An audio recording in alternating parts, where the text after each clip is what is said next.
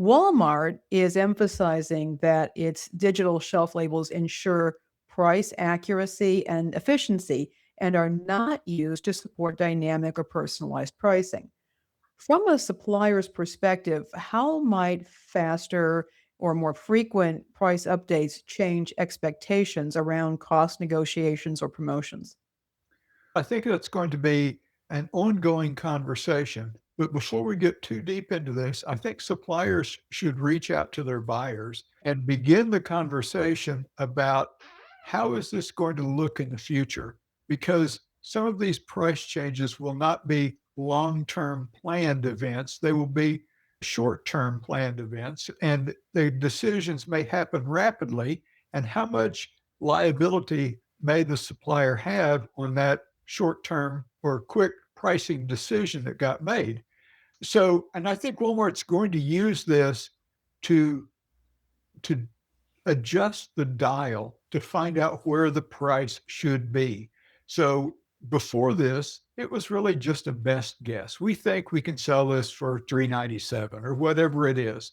But now if I can quickly adjust the prices, I can move the dial up or down a little bit until I get the velocity that I want. With Walmart being able to push through thousands of price changes on the shelf more quickly, do you see increasing pressure on these suppliers to be more agile with funding decisions, rollbacks, and responses to competitor moves? Absolutely. That's why they need to start these conversations with Walmart now. This is going to completely change the Walmart supplier relationship relative to costs and cost changes. There's been a lot of legislative scrutiny of dynamic pricing and data use. How should suppliers approach transparency and trust when partnering with Walmart and other retailers adopting this technology?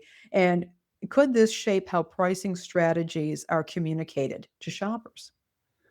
So there are two different levels to this. One is the Walmart supplier pricing conversation, and the other is the Walmart to the shopper pricing and value conversation that may not be happen verbally, but it prices a signal.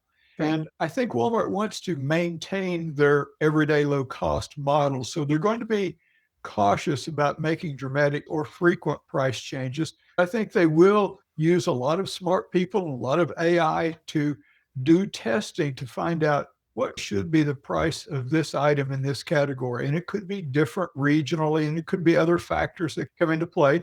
But then what is Walmart going to expect for the suppliers to fund from all of these price changes? I don't know that anybody has had this conversation yet, and it Mhm. needs to happen so that expectations can be set. Suppliers know what Walmart's going to ask them to support and what Walmart's not going to ask them to support. At this point, nobody knows.